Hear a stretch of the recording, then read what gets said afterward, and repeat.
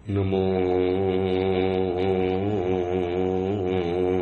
હરિયંતાણમ નમો સિદ્ધાણમ નમો આયર્યાણમ નમો વજ્જાયાણમ નમો લોહે સૌવસાઉણમ એસો પંચનમુકારો સૌવ પાવપનાશણો મંગલાણમ ચ સૌવેશી બ્રહ્મમ વૈ મંગલમ મંગલમ ભગવાન વીરો મંગલમ ગૌતમ પ્રભુ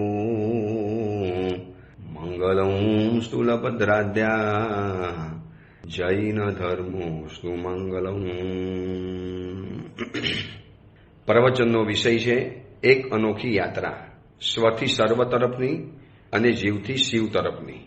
આજથી આશરે 1060 વર્ષ પૂર્વે બનેલો 51 ગાથાની અંદરમાં જીવના 563 ભેદોને વર્ણવતો આ જીવિચાર નામનો ગ્રંથ. અનંતકાળનું આપણું આ સંસારનું જે પરિભ્રમણ છે, 84 લાખ જીવ યોનિની અંદરમાં સતત ને સતત આપણું જન્મ અને મરણનું ચક્કર ચાલતું રહ્યું. એક ભવ પૂરા હુઆ નયા ભવ કરા, વહ ભી પૂરા હુઆ ઓર નયા ભવ કરા. અને દરેક ભવની અંદરમાં જાણે કે અનેક ભવ વધારીને આપણે ગયા. કારણ કે દરેક ભવની અંદરમાં બિનજરૂરી વિરાધના, બિનજરૂરી પાપ, બિનજરૂરી જીવોની હિંસા એ કરતા કરતા કરતા કરતા દરેક ભવની અંદરમાં એકાદ ભવ વધતા ગયા. ક્યાંક સેંકડો ભવ વધ્યા, કોઈ ભવમાં અસંખ્ય ભવ વધ્યા, અથવા તો કોઈ ભવની અંદરમાં ભલે ભવ એક જ વધ્યો, પણ એક 7મી નરકના 33 સાકરોપમનો આયુષ્યનો ભવ વધી ગયો અને આપણી સજા ત્યાં ઠોકાઈ ગઈ. આ એક સંસારનું પરિભ્રમણ, અને આ પરિભ્રમણમાં બધી જગ્યાએ આપણે આપણો જાતનો વિચાર કર્યો છે. મેં મારો વિચાર કર્યો, તમે તમારો વિચાર કર્યો. કારણ કે એ દુનિયા સાંકડી હતી, એ દુનિયા બહુ નાની હતી. એટલી બધી નેરો, એટલી બધી નાની, એટલી સાંકડી દુનિયા કે જેમાં આપણા સિવાય કોઈની જગ્યા જ નથી, અને એ જગ્યાની અંદરમાં અનંત જીવો ઠલવાઈને પડેલા હતા. હવે આ બધા જીવોમાંથી જગ્યા કરવી, એમાંથી શ્વાસ લેવો, એમાંથી થોડીક હરવાશ પ્રાપ્ત કરવી, અને એના માટેની જીવની જે મથામણ, એમાં એક સ્વાર્થ નામનો રોગ લાગુ પડી ગયો. હવે નાનકડી દુનિયામાં સ્વાર્થનો રોગ લાગુ પડી ગયો, એના કારણે આપણને બીજા જીવનો વિચાર જ નથી આવ્યો.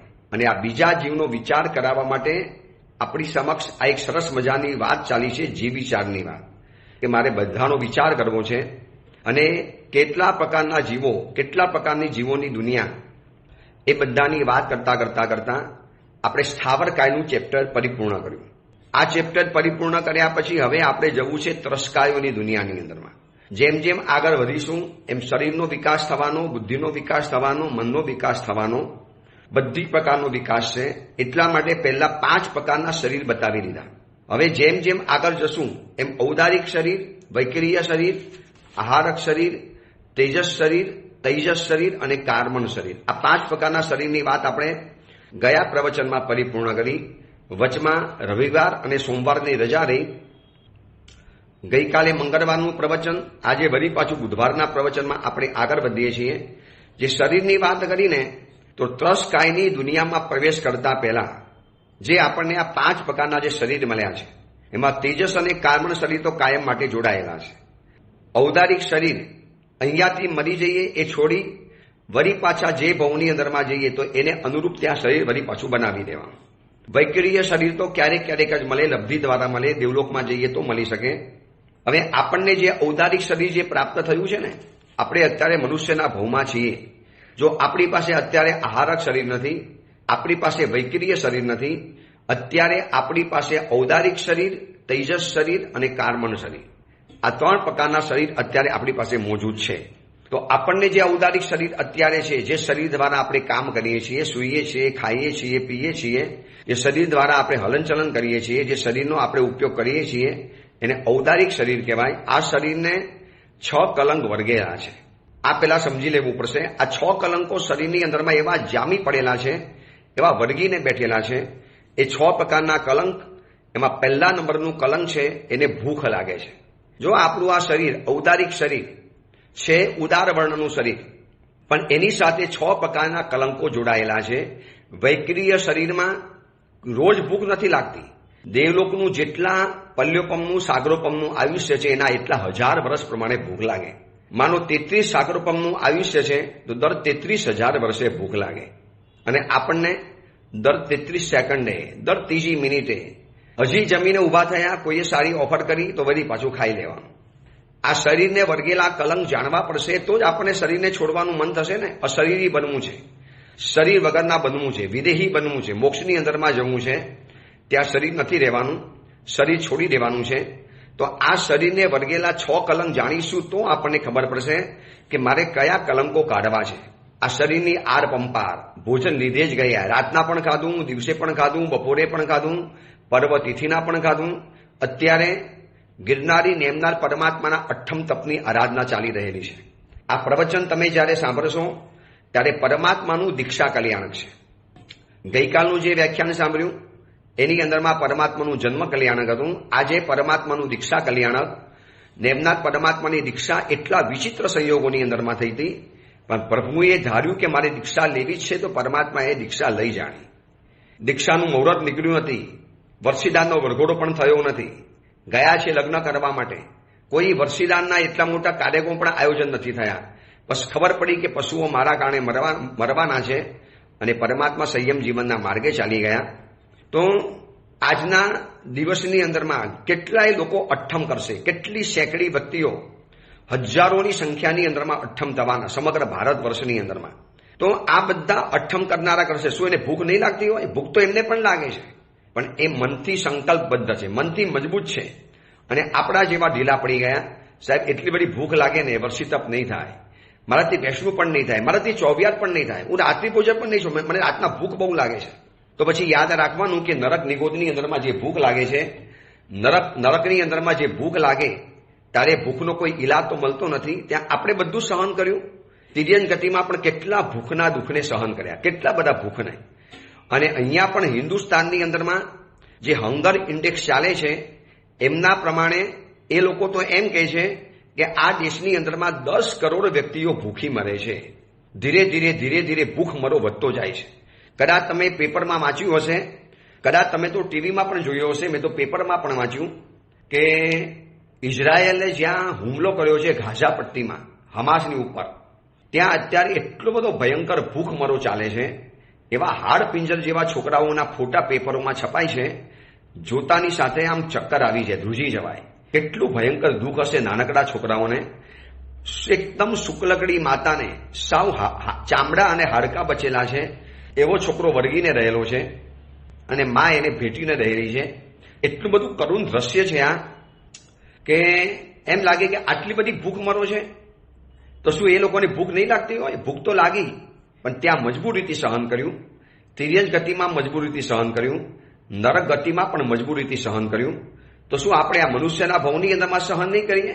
અઠ્ઠમ કરીને, અઠ્ઠાઈ કરીને, રાત્રિ ભોજનનો ત્યાગ કરીને, જમીન કન છોડીને લોકો એટલું પણ કરવા તૈયાર નથી. બસ સાહેબ નહીં થાય, બહુ ભાવે છે, ભૂખ બહુ લાગી જાય છે, પછી બીજું શું ખાવાનું? બધું ખાવાનું બંધ થઈ ગયું, પછી શું ખાવાનું? બસ આ વિચારી. અને આ બધું કેમ થાય છે? કારણ કે ઔદારિક શરીરને ભૂખ લાગે છે. આ પહેલું કલંક, એને ભૂખ લાગે છે. વારે તહેવારે ભૂખ લાગે, હજી ખાઈને નીકળ્યા હોય તો પણ ભૂખ લાગે. અને ગુજરાતીમાં કહેવત છે, બાવો બેઠો જપે, જે આવે તે ખપે. જે આવે તે પેટમાં નાખી જવાનું, પેટમાં પધરાએ જવાનું. તો પહેલા નંબરમાં આપણને જે શરીર પ્રાપ્ત થયું છે, જે આપણે શરીરની વાતો જાણી, એ શરીરના 6 કલંક, એમાંથી સૌથી પહેલું કલંક છે એને ભૂખ લાગે છે. અને આ ભૂખનું દુઃખ એવું છે ને કે માણસને ભગાડે. ભણવાનું કેમ? પેટ ભરવા માટે. દુકાન પણ કેમ જવાનું? પૈસા કમાવા. પૈસા કેમ કમાવાના? ભાઈ પહેરવાના કપડાં અને ભોજન તો એનાથી મળવાનું છે, પૈસાથી મળવાનું. માટે એક ભૂખના કારણે કેટલી બધી વસ્તુઓ આવી ગઈ, કેટલી બધી વસ્તુઓ ખુલી ગઈ. એટલે પહેલા નંબરમાં આપણને જે શરીર મળ્યું છે એને 6 કલંક, એને ભૂખ લાગે છે. બીજા નંબરમાં એ રોગગ્રસ્ત બને છે, એને શરીરમાં રોગ આવે, બીમારી આવે. કેટલી જાતની બીમારીઓ વર્તમાનની અંદરમાં નીકળી છે, જાત જાતના નામ છે, જાત જાતના. એવી બીમારીઓ આવે છે કે જેના માટે ડોક્ટર પણ આશ્ચર્ય પામી જાય, કેવી રીતે આ બીમારીઓ આવતી હશે. રોજ નવા રોગ, રોજ નવા રિસર્ચ, રોજ નવી દવાઓ, એટલી ભયંકર દવાઓ ખવાય છે. હમણાં એક પ્રોગ્રામ માટે સંગીતકાર ભાઈને બોલાવેલા, થોડુંક એનું ગળું બગડી ગયેલું. હું ભાઈ તમારું ગળું આ વખતે બગડી ગયું છે, બાકી તમારો અવાજ તો બહુ સરસ હતો. સાહેબ છેલ્લા 20-25 દિવસથી શરદી થઈ ગઈ હતી, કેટલાય પ્રોગ્રામ મેં કેન્સલ કર્યા. આપના પણ આ પ્રોગ્રામને કેન્સલ કરવાનું મન થયેલું હતું, પરંતુ હું ડોક્ટર પાસે ગયો, ડોક્ટર પાસે દવા લીધી. હવે એવું થયું કે શરદી તો મટી ગઈ પણ ખાંસી શરૂ થઈ ગઈ. એટલે હું ડોક્ટર પાસે ગયો, સાહેબ તમે આ દવા આપી એનાથી ખાંસી થઈ ગઈ, તો કે આ દવા એવી જ છે. તો સાહેબ પહેલા તો કહેવું જોઈએ ને, તમારે શરદી મટાડવી હતી, તમારે પ્રોગ્રામ શરૂ કરવા હતા, એટલે અમે તમને હાઈ પાવરની આ એલોપેથી દવા આપી. હવે કેવી દવા હશે કે શરદી મટાડી નાખે અને ખાંસી અંદરમાં ઘુસાડી દે. હવે એને મટાડવા માટે વળી પાછી નવી દવા લેવાની, અને એ દવા લો એટલે વળી પાછી શરદી આવી જાય કે બીજું કંઈક આવી જાય. એટલે આ શરીરને વળગેલા જે 6 કલંકો છે એટલા બધા વિચિત્ર છે કે થાય કે આ શરીર જોઈતું જ નથી. આટલું બધું શરીર વિચિત્ર છે.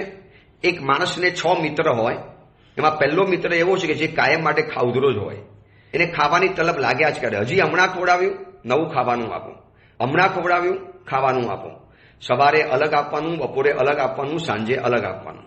પછી એનો બીજો મિત્ર એવો છે કે જે કાયમ માટે રોગિષ્ટ હોય, બીમારીનું ઘર છે, અવનવી બીમારીઓને થયા જ કરે. નાનકડા છોકરાઓને, સાવ નાના બાળકોને હવે એટેક આવે છે. હવે તો જ્યારથી આ કોરોના વાયરસ પત્યો છે, કોણ જાણે આ રસીનો પ્રભાવ કે જે લીધેલી વેક્સિન એનો પ્રભાવ, જે પણ ગણો તે ગણો, પણ નાની ઉંમરના યુવાન છોકરાઓ એવા રમતા, હલતા, ચાલતા, ફરતા, ભણતા એવા ઢરી પડે છે કે સીધું એનું પ્રાણ પંખેરું જ ઉડી જાય છે. બેડમિન્ટન રમતા, ક્રિકેટ રમતા, સ્કૂલમાં પરીક્ષા આપતા, ગાડી ચલાવતા લોકો ગુજરી જાય છે. હવે શરીરમાં રોગ આવે છે, એનો બીજા નંબરનો મિત્ર એવો છે કે જેને શરીરમાં રોગ જ છે. એટલું બધું રોગનું ઘર, રોગની જાણે કે બધી એજન્સી ખોલાવીને બેઠેલા છે. આપણે આપણા શરીરને જો ગમે એટલું સાચવીએ, પણ થોડું ગફલતમાં રહ્યા એટલે એક રોગ અંદરમાં ઘૂસી જવાનો. અને એમ કહેવાય છે કે શરીરના 3.5 કરોડ રૂવાડાની અંદરમાં દોઢ રોગ અંદરમાં પડેલા છે. એટલે કે નરકની અંદરમાં 7મી નરકના જીવોને 5 કરોડથી પણ વધારે રોગો છે, અને આપણા શરીરમાં પણ એટલા રોગો હોઈ શકે છે. આ બધા જ રોગોમાંથી કયો રોગ બહાર આવી શકે એ ખબર નથી, કયો રોગ ઉથલો મારે એ આપણને ખબર નથી. એકલું શરીર રોગોનું ઘર. આ શરીરને જાણી લેવાનું, જેની ઉપર બહુ રાગ થાય છે ને ઉદારિક શરીર ઉપર. મારું રૂપ, મારું સૌંદર્ય, મારું તેજ, મારો લુક સારો છે, હું આવા કપડાં પહેરું, મારું શરીર લોકોને દેખાય, આયનામાં જઉં, ફોટો પાડું, સેલ્ફી લઉં, લોકોને મોકલાવું, લોકો મને સરસ મજાનું કહે કે ભાઈ તું બ્યુટીફુલ છે, તું હેન્ડસમ છે, તું સુંદર છે, સરસ દેખાય છે, ગોર્જિયસ દેખાય છે, વેરી લુક છે. આવા બધા જે વિશેષણો સાંભળવાનું મન થાય ત્યારે વિચારવાનું કે આ શરીરમાં છે શું. વારે ઘડીએ એને ભૂખ લાગે અને એને રોગ આવે છે. આજે નહીં તો કાલે શરીરમાં રોગ તો આવવાના જ, અને એવા રોગો આવી જાય કે શરીર સાવ ઢીલું પડી જાય, યુવાનીમાં ઘરડા બની જઈએ, ચહેરા ઉપરના નૂર ઉડી જાય, માથાનામાંથી વાળ ખરી પડે, એક કેન્સરની બીમારી, લીવરની બીમારી, કિડની ફેલની બીમારી, શરીરમાં બ્લડ કેન્સર. યુવાન દીકરાઓને થયા છે બ્લડ કેન્સર, યુવાન દીકરાઓને. પછી બોન મેરો મુકાવવા માટે અમેરિકા જવાનું, વિદેશમાં જવાનું, ત્યાંથી લાખો રૂપિયાનો ખર્ચ કરે ત્યારે માંડ જિંદગી બચે. એટલે 6 કલંક છે, એને ખૂબ ભૂખ લાગે છે, એ રોગગ્રસ્ત બને છે. ત્રીજા નંબરની અંદરમાં એને ઘડપણ આવે છે. જો આપણને આજે શરીર મળ્યું છે ને, આજે ગમે એટલા યુવાનીના તોરમાં હું કે તમે ફરતા હોઈએ, હું અત્યારે યુવાન છું, 2-3 પ્રવચન દિવસમાં આપી શકું છું, પણ આવતીકાલે મારું પણ જ્યારે ઘડપણ આવશે ત્યારે એવું ઘડપણ આવવાનું કે હું મારું નામ પણ બોલીશ ને તો બાજુવાળાને નહીં સંભળાય. છેક એના કાન આપણા મોઢી પાસે લઈ આવીએ, આપણે જરા મોટેથી બોલવા માટે જઈએ, પણ એના કાનમાં આપણા શબ્દ જ ન જાય, કારણ કે ઘડપણ આવી ગયું. જો ઘડપણની અંદરમાં જે યુવાનીની અંદરમાં દેવકુમાર જેવા દેખાતા હતા, દેવકુંવરી જેવી દેખાતી હતી, એવી સ્ત્રીઓ કે એવા પુરુષો ઘડપણની અંદરમાં કરચલીઓ પડી જાય, ઘડપણ આવી જાય, શરીર ઝૂકી પડે, માથાના વાળ સફેદ થઈ જાય, આંખે ચશ્મા આવે, દાંત બધા પડી જાય, ચામડીની ઉપર શુષ્કતા છવાઈ જાય, આખો વર્ણ બદલાઈ જાય, ચહેરો આખો ચીમરાઈ જાય, એક ઉદાસી આંખની અંદરમાં ઘેરી વળે, શરીરમાં આછું કંપન થયા કરે, શરીરનું બેલેન્સ ન રહે. આ બધા જ ઘડપણના લક્ષણો છે. આવા ઘડપણની અંદરમાં પણ આપણે ધર્મ શું કરી શકવાના? આ શરીરથી છૂટવું છે તો એના 6 કલંકો જાણવા પડશે. ત્રીજા નંબરની અંદરમાં એને ઘડપણ આવે છે. વયોવૃદ્ધ અવસ્થા જ્યારે આવવાની, એ અવસ્થાની અંદરમાં આપણે રસ્તો તો ક્રોસ નહીં કરી શકીએ તો છોડો, આપણા ઘરનો જે ઉમરો કહેવાય ને એને પણ આપણે ક્રોસ નથી. પોલો તો ડુંગર થયો, પોલ થઈ પરદેશ, એમ કહેવાય છે કે ઘરનો ઓટલો એ જાણે કે એના માટે ડુંગર બની ગયો, અને પોલ જે સ્ટ્રીટ જે શેરીમાં રહે છે એમાંથી બહાર નીકળવું જાણે કે પરદેશ જવા જેવું એના માટે કઠિન પડી જાય.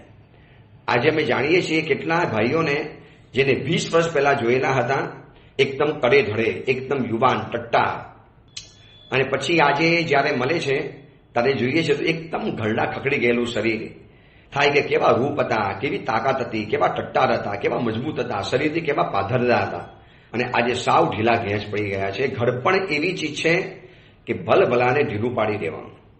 આજે રોફ મારતા હોય, હોશિયારી મારતા હોય, આ ઔદારિક શરીરના 6 કલંક જાણવા જેવા છે.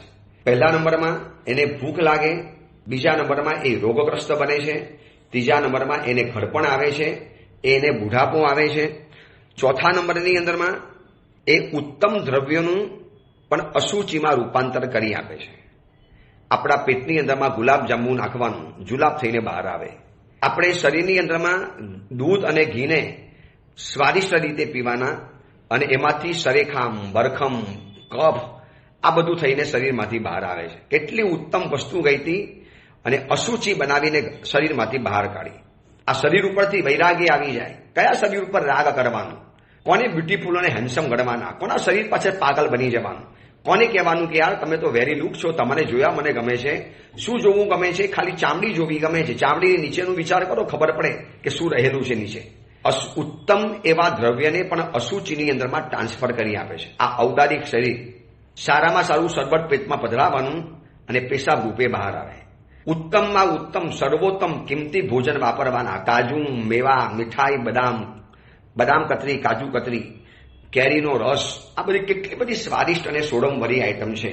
પણ જેવી પેટમાં જાય છે એટલે બધી જ અસૂચિમય બનીને બહાર આવે છે. અરે એટલી અસૂચિમય કે આપણને અડવાનું પણ મન ન થાય, આપણે એની સામે જોવાનું પણ મન ન થાય. એટલી બધી અસૂચિ બનીને બહાર આવે. પરસેવો થઈને બહાર આવે, લોહી થઈને બહાર આવે, અસૂચિ બનીને બહાર આવે, આંખમાં બાજેલા પિયા થઈને બહાર આવે, નાકમાં ભરાયેલા મેલ અને ગુંગા તરીકે બહાર આવે, શરીર ઉપર છવાઈ ગયેલી એક નાનકડી મેલની પરત એ બનીને બહાર આવે છે. આ બધું જ અસૂચિ દ્રવ્યની અંદરમાં રૂપાંતર કરી નાખે છે. ઉત્તમ દ્રવ્યોને, ઉત્તમ ખાવાની આઈટમોને આ શરીર છે. આ શરીરના 6 કલંક બતાવે છે કે આપણે આ શરીરથી અટકવાનું છે. આ શરીર ઉપરની વધુ પડતું મમતા, વધુ પડતો મોહ, આ શરીર ઉપરની વધુ પડતી દિલચસ્પી, વધુ પડતું શરીર ઉપરનો રાગ કેટલું ભયંકર આપણને કરાવડાવે છે. આટલા શરીર માટે આપણે પાપ કરવાના? જે શરીરને ઘડપણ આવવાનું, જે શરીરને મોત આવવાનું, અરે જે શરીરને રોગ આવવાના, જે શરીરને વારે તહેવારે ભૂખ લાગે, અને જે શરીર ઉત્તમ એવા દ્રવ્યને અસૂચિમય બનાવી નાખે. આ દુનિયાનું મશીન સારું છે કે ખરાબ માલ નાખો અને સારો બનીને બહાર આવે છે. જ્યારે આપણા શરીરનું પેટ એવું છે કે ઉત્તમમાં ઉત્તમ દ્રવ્ય નાખવાના અને અસૂચિમાં અસૂચિ બનાવીને બહાર ફેંકે. અરે કપડાં પણ જ્યારે એકદમ સારામાં સારા પહેરે અને સાંજ પડે પરસેવાથી ગંધાતા, મેલથી ગંધાતા, એવા કપડાં થઈને બહાર આવે. પહેર્યા ત્યારે કેવા સુંદર દેખાતા હતા. બસ આ આપણા શરીરના 6 કલંક છે ને જાણી તો લઈએ, પછી આપણે તરસકાયની દુનિયામાં આગળ વધીશું. જે ઔદારિક શરીર, કાર્બન તેજસ શરીર તો અદૃશ્ય છે, એ દેખાવાના નથી. આહારક અને વૈક્રિય શરીર તો અત્યારે આપણને મળ્યા નથી. આપણો રોજબરોજનો વ્યવહાર, રોજબરોજના કામકાજ, આપણે જે શરીર દ્વારા બીજાની સાથે લગ્ન કર્યા, એ શરીરના કારણે દોસ્તી કરી, એનું શરીર રૂપારું છે, સુંદર છે, બ્યુટીફુલ છે, સરસ શરીર છે, મને ગમશે, મને આવી સ્ત્રી ગમે, મને આવો પુરુષ ગમે, મને આવો બોયફ્રેન્ડ ગમે, મને આવી ગર્લફ્રેન્ડ ગમે. આ બધાના કારણે જે સંબંધો ઉભા કર્યા, રિલેશનની દુનિયા પેદા કરી, આ બધાના કેન્દ્રમાં છે શરીર. આ શરીર છે માટે આપણે કોઈ સાથે સંબંધો બાંધી શકીએ છીએ. તો એને ભૂખ લાગે છે, એ રોગગ્રસ્ત બને છે, ઉત્તમ દ્રવ્યોનું પણ અસૂચિમાં રૂપાંતરણ કરે છે. નંબર 4, એના ઉપર મેલ જામે છે. આપણા શરીર ઉપર એક મેલની પરત જામેલી હોય છે. ઘણા આંગળીથી ઘસીને નીકાળે છે ચામડી ઉપર, અને એકદમ કાળું કાળું બધો મેલ શરીરમાંથી બહાર નીકળે. હજી સવારના નાહીને ગયા, સાંજે પાછા ઘરે આવ્યા અને ટુબાલ ખાલી ચહેરા ઉપર ફેરવો ને તો ચામડી ઉપર એક કાળા કલરની પરત જામી ગયેલી હોય. અમે વિહારો કરીએ ને હાઈવે ઉપર, આ જેટલા વિહારો કરીએ, સેંકડો વાહનો અમારી આજુબાજુમાંથી પસાર થવાના, 2 બાજુથી. એટલે હવે એ લોકોમાંથી નીકળતો જે ધુમાડો, પેટ્રોલ ડીઝલનો ધુમાડો, એમાં રહેલું જે કાર્બન ડાયોક્સાઇડ, જે કાળા કલરનું એક કલર, એ જે હવામાં ઉડે, અમારી ચામડી ઉપર ચોંટે, એના કારણે ઉપાસેમાં આવીને જ્યારે આમ પરસેવો લૂસીએ ને એટલે આખો કારો કારો કારો મેશ જેવો ડાઘો કપડા ઉપર લાગી જાય. કપાળ ઉપર, ગાલ ઉપર, નાક ઉપર, આ બધી જગ્યાએ લાગુ પડેલા હોય. તો આ શરીરને મેલ લાગે છે. નાહીને બહાર નીકળ્યા તો પણ શરીર મેલું થાય. અમારા જેવા સાધુઓ વર્ષોથી સ્નાન નથી કરતા તો પણ અમે મેલા ન કહેવાઈએ, તો પણ સમણ ભગવંતો કહેવાઈએ, કારણ કે શરીર ઉપરનો મેલ જામે છે. આ ચોથા નંબરનું કલંક છે. ગમે એટલા સાબુ ઘસો, ડવ ઘસો, પછી સેન્ડલ સાબુ ઘસો, સંતૂરનો સાબુ ઘસો, સિકાકેયનો ઘસો, આમરાનો ઘસો, અરીઠાનો ઘસો, ડેટોલનો સાબુ ઘસો, એવા જેટલા પણ સાબુ આવે છે બધા નામ બોલી જાઓ. દરેક સાબુ ઘસો આખા દિવસની અંદરમાં. પણ જેવા બાથરૂમમાંથી બહાર આવ્યા, બારીએ બેઠા રોડ ઉપરનો ઘર છે ત્યાં ઉભા રહી ગયા, અડધો કલાક ખાલી બજારમાં જઈને આવ્યા અને શરીર ઉપરનો મેલ લગાવીને પાછા આવે. કારણ કે આ શરીરનું કલંક છે. અંદરથી પણ મેલ બહાર આવે, બહારનો પણ મેલ બહાર જામે. ક્યારેક તો કોકના શરીરમાંથી મેલની એટલી બધી દુર્ગંધ આવતી હોય, એટલી બધી બદબુ આવતી હોય કે આપણે હાથ બંધ કરવા પડે. આ બધા શરીરના કલંકો છે. નંબર 5, એને ઘડપણ આવે છે. આપણને જે શરીર મળ્યું છે એને ઘડપણ આવવાનું, વયોવૃદ્ધ અવસ્થા આવવાની, એ તો આપણે જોઈ લીધું. અને 6થા નંબરની અંદરમાં એને મોત આવે છે. મોત. બીજું કશું કદાચ આવે કે ના આવે. માની લો કદાચ પુણ્ય સારું છે તો ઘડપણ નહીં આવે, પુણ્ય સારું છે તો કદાચ એટલી બધી ભૂખ પણ નહીં લાગે. પણ જેનું ગમે એટલું પુણ્ય હોય, તીર્થંકરનું પુણ્ય કોનું ઓછું કહેવાય? દુનિયામાં સૌથી સર્વોચ્ચ પુણ્ય છે તીર્થંકર પરમાત્માનું. પછી ઇન્દ્ર મહારાજા, ચક્રવર્તી બધા આવે. આટલા બધા વિશિષ્ટ પુણ્યના ધારણ કરનારા ઇન્દ્રો, તીર્થંકરો, આ બધાને મોત આવ્યું. આ બધાને મોતના શરીરની અંદરમાં જમવું પડ્યું છે. આ શરીરના 6 કલંક છે. એક વાત જાણી લઈશું તો એમ થશે કે મારે અદેહી બની જવું છે, વિદેહી બની જવું છે. ક્યાં સુધી આ દેહની પૂજા કરવાની, આર પંપાર કરવાની, સાચવવાનું, નવડાવો, પછી ટુવાલ આપો, માથા ઉપર તેલ નાખો, તેલને ઓરો, એના માટે દર્પણ જોઈએ. પછી સ્કૂલ ડ્રેસ પહેરવાનો કેવો લાગ્યો છે એ જોવા માટે વળી પાછું દર્પણ જોઈએ. અને આ બધું જ કરતા કરતા કરતા કરતા કદાચ ઘડપણ પણ નહીં આવે. યુવાની શરીર સારું છે, જીવદયા પારી છે, ઘડપણ કદાચ નહીં આવે, પણ કોઈ એવો દાવો નથી કરી શકતો કે મને મોત નહીં આવે. મોત અફર સત્ય છે. મોત આવવાનું એટલે આવવાનું, બધાને આવવાનું છે. સૌ કોઈને મોત આવે છે. તો આવા 6 પ્રકારના શરીરના કલંક જાણીશું ને તો હવે શરીર ઉપરનો મોહ આપણને નહીં થાય. અરે ભાઈ, એને ભગવાને શરીરની ચામડી સારી આપી, એનું સ્ટ્રક્ચર નામ કર્મના કારણે સારું ગોઠવાઈ ગયું, એનો શરીરનો બાંધો આખો અલગ છે, એના કારણે તમને બહુ ગમે છે. તમે એની સાથે વાતોચીતો કરવા તૈયાર થઈ જાઓ. પણ આ શરીરના 6 કલંકોને વિચારીશું તો શરીર ઉપરનો રાગ અડધો થઈ જવાનો. આવા શરીર માટે મારે ઝઘડા કરવાના? ગમે તારે મોત આવે, ગમે તારે ઘડપણ આવે, ગમે તારે ભૂખ લાગે, શરીર ઉપર મેલ જામી જાય, એને ગમે તારે કોઈ પણ રોગ આવી જાય, તો આ શરીરને શું કરવાનું? એક માણસને 6 દોસ્ત છે. એમાં પહેલા દોસ્તને વારે વારે ભૂખ લાગે, બીજો બીમાર પડી જાય, ત્રીજી દોસ્તો એવો છે તમે એને સારામાં સારી વસ્તુ આપો ને ખરાબમાં ખરાબ બનાવીને લઈ આવે, સાવ ખરાબ લઈ આવે. 4થા નંબરનો એવો છે કે જેના શરીર ઉપર મેલ જામે છે. 5મા નંબરનો એવો છે કે જે ઘરડો છે, એકદમ વયોવૃદ્ધ છે. અને 6થા નંબરનો એવો છે કે જે ગમે તારે મરી જવાનો છે. હવે આપણને કોઈ પૂછે કે તારા 6 દોસ્ત હતા, તો આ દોસ્તની સાથે રહેવું છે, એના જેવું કરવું છે? એ કે બાબા નહીં, નથી રહેવું, મારે જે મરવું નથી, મારે ઘણી ઉતાવળ છે, હજી મારે જિંદગીમાં ઘણા કામ કરવાના છે.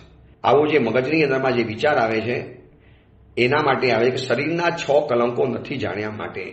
આ 6 કલંકને બરોબર મમરાવજો, બરોબર વિચારજો. શું કરવાનું આવા શરીરને?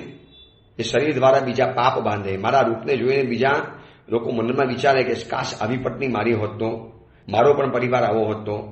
આ એક મગજની અંદરમાં જે ધૂણી ચાલે છે એ તો અહીંયા ડબલ ખર્ચા કરવાના, ત્યાં વળી પાછા કર્મોના બંધ કરવાના. આના કરતા તો શરીર ઉપર રાગ જ નથી કરવો. છોડો, શરીરનું જે થવું એ થાય. નાના ગામની અંદરમાં ચોમાસું કરવાનું આવ્યું, ત્યાં શું વિચાર કરે? નહીં, મને શરીરને નહીં ભાવે. ગરમી વગરનો ઉપાસમાં ચોમાસું કરવાનું આવ્યું, નહીં, મને નહીં ભાવે. અને એક ઓબ્ઝર્વેશન કરજો, મોટા ભાગે ધર્મ સાધના છૂટે છે એ આ રિલિજિયસના કારણે, ધર્મના કારણે. જે ટપાલ ધર્મની નથી, ધર્મ દ્વારા નથી આવી, એ ટપાલ ગમે તારે ઘેરવલ્લે થવાની. એવી રીતે આ શરીર પણ છે, ગમે એટલું સાચવશું, ગમે એટલું લાલન પાલન કરીશું તો પણ શરીર ખતમ થવાનું જ છે. આ શરીરના 6 કલંક જાણી લીધા. ઔદારિક શરીરના. હવે આવા શરીર જેમ જેમ આગળ વધશે એટલે જીવનો ક્રમિક વિકાસ થાય. બાદરકાયની વાત આપણે જાણી લીધી. હવે શરૂ કરવું છે ત્રસ્કાયનું ચેપ્ટર. બહુ મોટું ચેપ્ટર છે ત્રસ્કાયનું. જે પોતાના ઈચ્છા મુજબ હલનચલન કરી શકે એ બધાને ત્રસ કહેવાય. આ બધા ત્રસ જીવો છે. એમાં મુખ્ય 4 ભેદ છે: બેઇન્દ્રિય, તેઇન્દ્રિય, ચૌરિન્દ્રિય અને પંચેન્દ્રિય. જો એકેન્દ્રિય બધા ગયા સ્થાવર નિકાયમાં, એ બધા સ્થાવર નિકાયમાં આવી ગયા. હવે અહીંયા જે આવશે જીવોની વાત આવે છે, બધા હલનચલન કરી શકે, દોડધામ મચાવી શકે એવા 4 જીવો છે: બેઇન્દ્રિય, તેઇન્દ્રિય, ચૌરિન્દ્રિય અને પંચેન્દ્રિય. જેને 2 ઇન્દ્રિય મળી છે બેઇન્દ્રિય, જેને 3 ઇન્દ્રિય મળી છે તેઇન્દ્રિય, જેને 4 ઇન્દ્રિયો પ્રાપ્ત થઈ છે એ ચૌરિન્દ્રિય, જેને 5 ઇન્દ્રિયો પ્રાપ્ત થઈ છે એ પંચેન્દ્રિય જીવ. તો બેઇન્દ્રિય, તેઇન્દ્રિય, ચૌરિન્દ્રિયને વિકલેન્દ્રિય કહેવાય છે. એ આ 3 જીવોને સાથે બોલવું હોય ને અલગ અલગ ન બોલવું હોય તો એક ધ્યાન રાખવા જેવું છે, જેને કહેવાય છે વિકલેન્દ્રિય. વિકલ ઇન્દ્રિય એટલે કે વિકલેન્દ્રિય. તો આ 4 જીવો એને આપણે જાણવા છે કે બીજી ઇન્દ્રિય, ત્રીજી ઇન્દ્રિય, ચોથી અને પાંચેન્દ્રિયમાં કોણ કોણ આવે છે. પરંતુ એની પહેલા આપણને જે આ 5 ઇન્દ્રિયો જે મળી છે ને, એકવાર નામ જાણી લઈએ. સ્પર્શેન્દ્રિય, રસનેન્દ્રિય, ઘ્રાણેન્દ્રિય, શ્રોત્રેન્દ્રિય અને ચક્ષુરેન્દ્રિય. આવી 5 પ્રકારની ઇન્દ્રિયો. આ 5 ઇન્દ્રિયો એ જ આપણા જીવનનું બળ છે, આપણા જીવનની તાકાત છે. આ 5 ઇન્દ્રિયોને લાલન પાલન કરવામાં, એને ખુશ રાખવામાં આપણો પોણા ભાગનો સમય ખતમ થઈ જાય. અને પછી આપણે કહીએ મને ટાઈમ નથી મળતો, મને નથી મળતો. ટાઈમ તો બધો જ મળે છે, પરંતુ આ શરીરની જે આર પંપાર, શરીરની પાછળ જે ઘેલા થવાનું, એમાં બધો સમય નીકળી જાય છે. તો આપણે પહેલા બેઇન્દ્રિય, તેઇન્દ્રિય, ચૌરિન્દ્રિય, પંચેન્દ્રિયની વાત કરતા પહેલા કેટલીક ઇન્દ્રિયોની મહત્વની વાત કરવી છે. ઇન્દ્રિયોની મહત્વની વાત જાણવા જેવી છે. એને આપણે વિસ્તારથી વિચારીશું કે સ્પર્શેન્દ્રિયની વાત છોડો, એ તો બચારા સ્થાવર નિકાયના જીવો છે. પરંતુ બેઇન્દ્રિય જીવોથી હલનચલન જાતે કરવાનું શરૂ થાય છે, ભલે સીમિત મર્યાદામાં, સીમિત માત્રામાં, પણ એ લોકો કરી શકે છે. તો ઇન્દ્રિય વગર પણ જીવાતું નથી અને ઇન્દ્રિય સાથે પણ નથી જીવાતું. જ્ઞાનસાર અષ્ટકમાં લખ્યું છે, તદેન્દ્રિય જયમ કરતું સ્ફોરય સ્થાર પૌરુષમ. તું જો અગર મોક્ષની ઈચ્છા રાખતો હોય તારે ઇન્દ્રિય ઉપરનો સંયમ કરવો પડશે.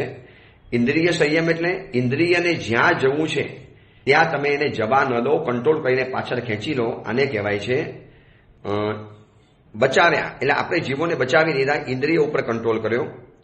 તો આવી ઇન્દ્રિયો ઉપર કંટ્રોલ કરવા માટે કેટલીક ઇન્દ્રિયોની વાતોને પણ જાણવી પડશે. તો પહેલા નંબરમાં આપણે જાણી લઈએ છીએ 5 ઇન્દ્રિયો જે છે ને, એમાંથી પ્રથમ 3 ઇન્દ્રિયો એ ભોગ પ્રધાન છે, ભોગ કેન્દ્રિત છે. સ્પર્શેન્દ્રિય, રસનેન્દ્રિય અને ઘ્રાણેન્દ્રિય. આ જે 3 ઇન્દ્રિયો જે છે ને, એ 3 ઇન્દ્રિયો ભોગ કેન્દ્રિત. શરીરના બધા જ ભોગો આ 3 ઇન્દ્રિય દ્વારા ભોગવી શકાય છે. સ્પર્શેન્દ્રિય, સ્પર્શનું સુખ પ્રાપ્ત કરવાનું. રસનેન્દ્રિય, ખાવા પીવાની દુનિયા. કેટલી વિરાટ દુનિયા છે ભોજનની, આ બધી જ દુનિયા પોસાય છે રસનેન્દ્રિય દ્વારા. સ્પર્શેન્દ્રિય, રસનેન્દ્રિય અને ઘ્રાણેન્દ્રિય, સુગંધ, ખુશ્બુ, અત્તર, પરફ્યુમ, સેન્ટ, આ બધું જે જીવનમાં ભોગવાય છે. સુંદર વસ્તુઓ જોઈએ, સ્વાદિષ્ટ વસ્તુઓ જોઈએ, સુગંધી વસ્તુઓ જોઈએ. તો આ બધું જાય છે. પ્રથમ 3 ઇન્દ્રિય એટલે ભોગ કેન્દ્રિત છે અને બીજી છેલ્લી 2 ઇન્દ્રિય છે એ કામ કેન્દ્રિત છે. કામ કેન્દ્રિત એટલે જેનાથી ઈચ્છાઓ વધારે પરિપૂર્ણ થાય. આ વાતને આપણે આવતીકાલે શાંતિથી વિચારીશું. ઇન્દ્રિયોના ચેપ્ટરને આપણે વિસ્તારથી જોવું છે અને પછી આપણે ત્રસ્કાયની દુનિયાને શરૂ કરીશું. જે ત્રસ્કાયની અંદરમાં ઇન્દ્રિયોનો વિકાસ થવાનો, ઇન્દ્રિયો પાવરફુલ બનવાની. હવે જો પાવરફુલ બનેલી ઇન્દ્રિયો સાથે જીવતા જો ન આવડ્યું અને કઈ ઇન્દ્રિયને કેવી રીતે કંટ્રોલ કરવો એ જો કરતા ન આવડ્યું તો બહુ મોટો કર્મનો બંધ થઈ શકે એમ છે. એટલા માટે આ ઇન્દ્રિયોની બાબત વિચારીશું. તો આપણે આટલું લેસન આજે જોયું કે પહેલી 3 ઇન્દ્રિયો ભોગ કેન્દ્રિત અને છેલ્લી 2 ઇન્દ્રિયો છે કામ કેન્દ્રિત છે. હવે કેવી રીતે બને છે, શું બને છે, એની વાત આપણે આવતીકાલે કરીશું. એ જ મંગલ કામના મંગલ ભાવના. જીનાના વિરુદ્ધ કાંઈ પણ બોલાયું હોય તો મિચ્છામી દુક્કડમ.